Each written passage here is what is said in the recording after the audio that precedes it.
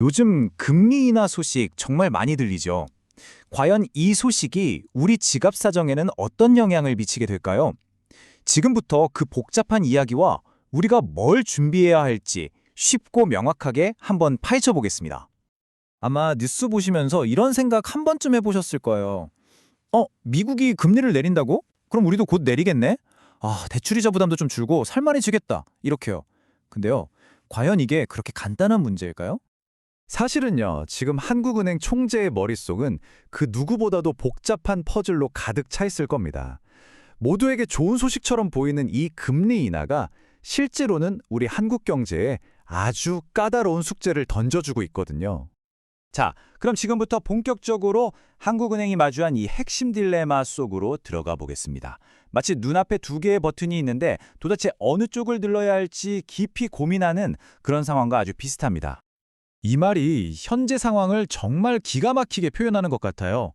금리를 내리자니 경제가 너무 과열될까 봐 그게 뜨거워서 걱정이고요. 그렇다고 계속 버티고 있자니 경기가 너무 차갑게 식어버릴까 봐 두려운, 그야말로 이러지도 저러지도 못하는 진퇴양난의 상황인 거죠. 자, 이 표가 바로 그 딜레마의 핵심을 보여줍니다. 한번 보세요. 왼쪽에 금리 인하 버튼을 누른다. 그럼 어떻게 될까요? 이자가 싸지니까 사람들이 돈을 더 쓰고 투자도 늘어나면서 경기가 살아날 수 있겠죠. 하지만 동시에 너도 나도 빚을 내서 부동산 같은 자산에 몰리는 이른바 가계부채라는 폭탄에 불을 붙일 위험이 커집니다. 반대로 오른쪽에 금리 유지 버튼을 누르면요. 일단 물가랑 집값은 안정시킬 수 있겠죠. 하지만 경기가 꽁꽁 얼어붙어서 자영업자분들이나 기업들이 너무 힘들어질 수 있다는 거죠. 정말 어려운 선택이죠. 그리고 금리 인하를 이렇게 망설이게 만드는 가장 큰 이유가 바로 이 숫자입니다. 2,000조 원. 우리나라 가계가 짊어지고 있는 빚의 총액입니다. 섣불리 금리를 내렸다가 이 어마어마한 빚이 우리 경제의 뇌관이 될 수 있다는 공포가 존재하는 겁니다. 좋습니다. 이렇게 좀 머리 아픈 거시경제 상황을 이해했다면 이제 우리한테 진짜 중요한 질문으로 넘어가야죠. 바로 그래서 우리는 어떻게 해야 하는가 이겁니다. 금융의 날씨가 바뀔 때를 대비해서 우리의 투자 전략을 새롭게 짜볼 시간입니다. 첫 번째 전략은요, 내 주식 포트폴리오를 한번 점검해 보는 겁니다. 보통 금리가 인하되면 원화 가치가 강해지는 경향이 있거든요. 이걸 원화 강세라고 하죠. 이렇게 되면 해외 물건을 파는 수출 기업들은 가격 경쟁력에서 좀 불리해질 수 있어요. 그러니까 내 포트폴리오의 수출주 비중이 너무 높다면 한번 조정을 고민해 볼 필요가 있다는 거죠. 반면에 이자가 낮아지면 미래의 성장을 보고 투자하는 기술주 같은 성장주들한테는 아주 유리하게 작용하거든요. 재무 구조가 탄탄한 우량 성장주를 눈여겨보는 게 좋다는 뜻입니다. 자, 두 번째 전략은 바로 채권입니다. 금리와 채권 가격의 관계, 이것만 이해하면 아주 강력한 투자 기회를 잡을 수 있는데요. 이걸 아주 쉽게 시소에 비유할 수 있습니다. 이 그림을 한번 보세요. 아주 명확하죠?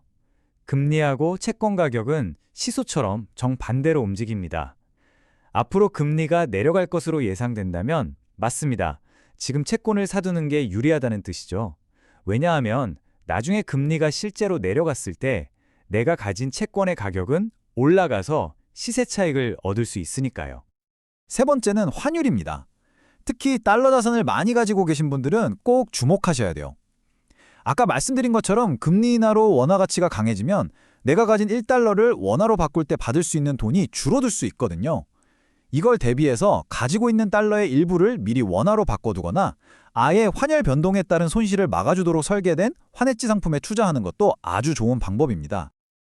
자, 이제부터는요. 어떻게 보면 투자의 고수와 초보를 가르는 정말 중요한 부분입니다. 많은 사람들이 금리 인하 시기에 흔히 하는 착각, 그러니까 우리가 피해야 할 위험한 함정들을 한번 짚어보겠습니다. 가장 흔한 오해 중 하나죠. 금리가 내려간다? 그럼 시장에 돈이 풀리니까 주식시장은 무조건 오르겠지 라고 생각하는 거예요. 정말 그럴까요? 과거 데이터를 보면 꼭 그렇지만은 않다고 말해줍니다. 이 슬라이드의 비유가 정말 와닿지 않나요? 금리 인하에는 두 종류가 있다는 거예요. 경제가 너무 뜨거워지기 전에 미리 맞는 예방주사 같은 인하가 있습니다. 이런 경우는 보통 주식시장에 좋은 신호로 작용하죠. 하지만 경제가 급격히 나빠져서 부랴부랴 처방하는 응급수술 같은 인하도 있어요. 2008년 금융위기 때처럼요. 이럴 때는 금리를 아무리 내려도 주가가 폭락할 수 있습니다. 그래서 이번 금리 인하가 과연 예방주사인지 응급수술인지 그 성격을 파악하는 게 무엇보다 중요합니다. 두 번째 함정. 그리고 이건 정말 가장 위험한 생각입니다. 금리가 내려간다고 해서 시장의 변동성이나 위험 자체가 사라지는 건 절대 아니거든요. 오히려 파도는 더 거칠어질 수도 있습니다. 이런 시기에 빚까지 내서 투자하는 건요. 글쎄요. 작은 조각배를 타고 폭풍우 속으로 직접 들어가는 것과 같습니다. 절대 하시면 안 됩니다.